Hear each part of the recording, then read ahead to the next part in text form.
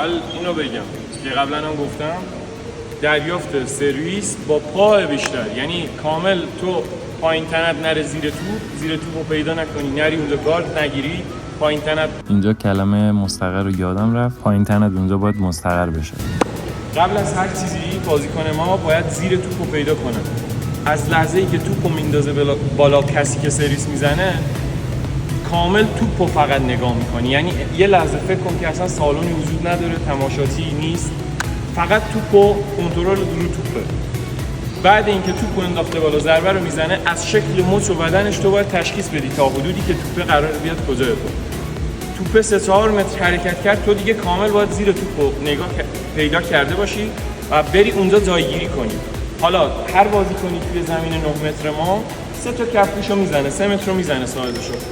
از اون بیشتر دیگه قرار نیست اتفاق بیفته. اگرم باشه تا جایی که امکان داره حرکت میکنه، از اونجا به بعد دایو میره، توپو میزنه و یه دایو میزنه. Sen de öyle de Harun Loberi de bırak hareket yapıyor.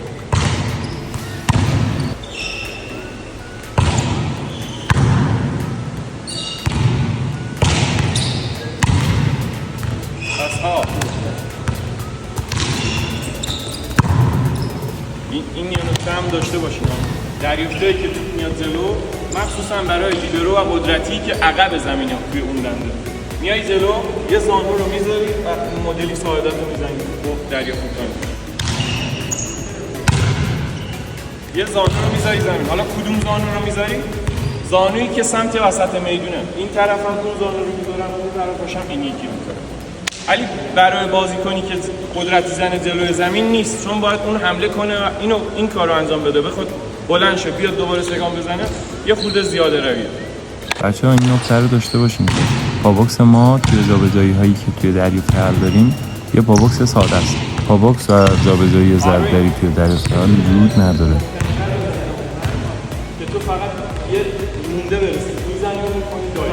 خب یه دونه این مدل میکنی.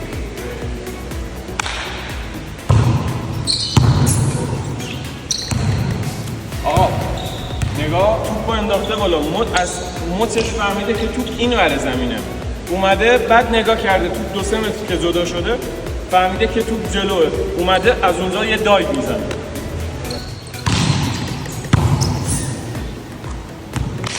آقا حالا میریم رو بالاتنه، کلا چه اتفاقی قراره بیفته توی دریافت حل.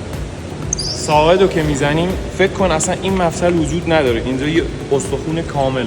این قرار نیست هیچ جایی از دریافت یه خورده هم تو بشکنه، کامل صاف مچ به پایین میدیم پایین. این مدلی ساعد و این مدلی نمیزنی، گردن میره لای ساعد، چنه میاد حتی تقریبا نزدیک جلو بازو، ساعده میچسبه به هم. نگاه این دوتا چقدر با هم دیگه فرق دارن، تا سطح ارتکای خیلی خوبی اجرا بشه برای اینکه کنترل توپو بهتری داشته باشیم.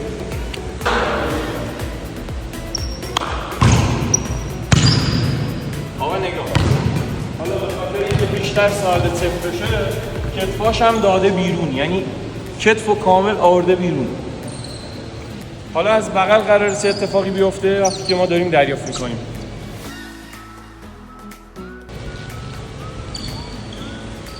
گاردو که گرفته، حالا 3 تا گارد داریم، گارد ایستاده، متوسط، گارد نشسته. راستش اینجا یه لحظه فارسیم تموم شد، خواستم بگم برای هر سرویسی ما یه گارد توصیه میکنیم.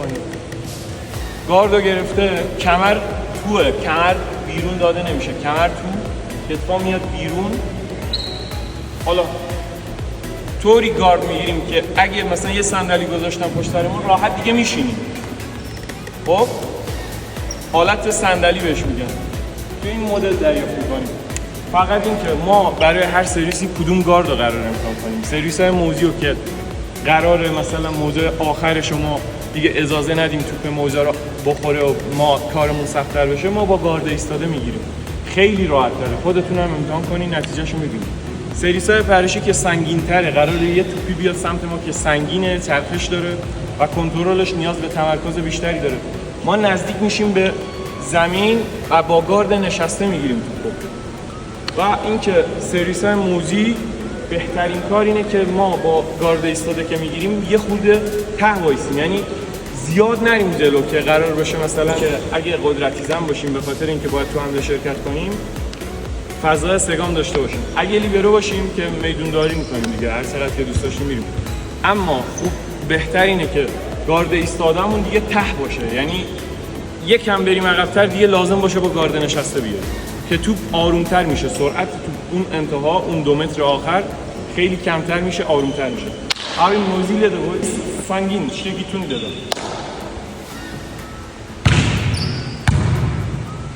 گارد کامل ایستاده است.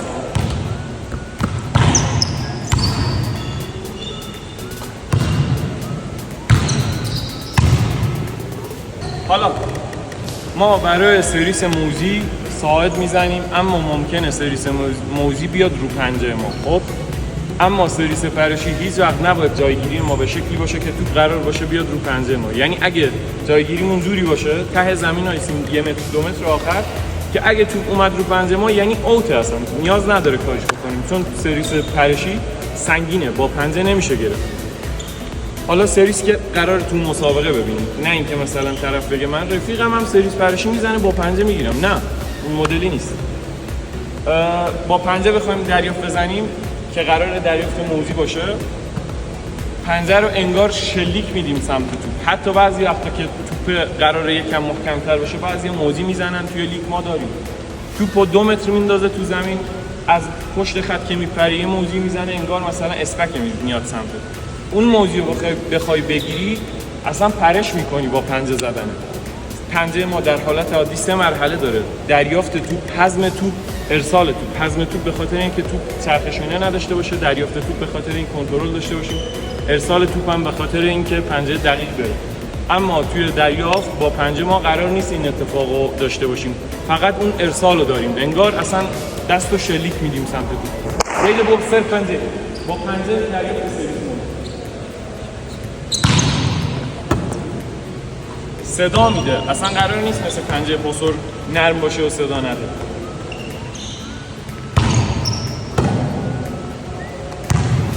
محکم تراون بیب تره با دریافت. آقا 2 تا نکته رو اضافه کنم به اون دریافتایی که گفتم. دریافت اول اینکه یه اینو قوی، یعنی بزرگترین دریافت کننده جهان گفتم. ساعد وقتی که گرفتیم همین که سعی کنیم عضلات مچمون منقبض نشه، چون توی حالت این لباس شاید 1-2 میلیمتر با هم دیگه تفاوت داره و این امکان داره باعث بشه توپ بپره. و دوم یه نکته خیلی جالب برای جابجاییتون که به مشکل نخورید، این که توی دریافت فقط 2 تا حالت ما داریم که فاصله پا زیاد میشه. خب اونم یه حالت اینه که گارد نشسته است و یه توپ سنگین رو داریم از زیر که کامل خوندیم توپ رو بزنیم، فقط میخوایم با تمرکز کامل بیاریم. یکیش حالتیه که جابجا شدیم، دور شدیم، پا باز شده. خب برای این نباید پا باز بشه، چون پا باز بشه دیگه بازیکن اونجا چفت شده، دیگه جابجایی نداره. بخوایم تو هر حالتی پا زیاد باز بشه، جا خالی بیاد یا مثلا توپ سبک باشه یا هر چیز دیگه، ما دیگه نمیرسیم این توپو با دایو یا هر چیز دیگه.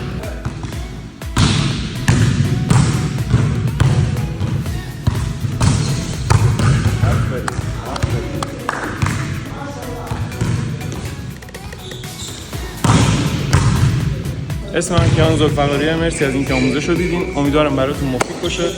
بازیکنمون لیبرو خوش ساعدمون محمد رفیعی، بازیکن دسته 2 و ان شاءالله تیم ملی هم ببینید.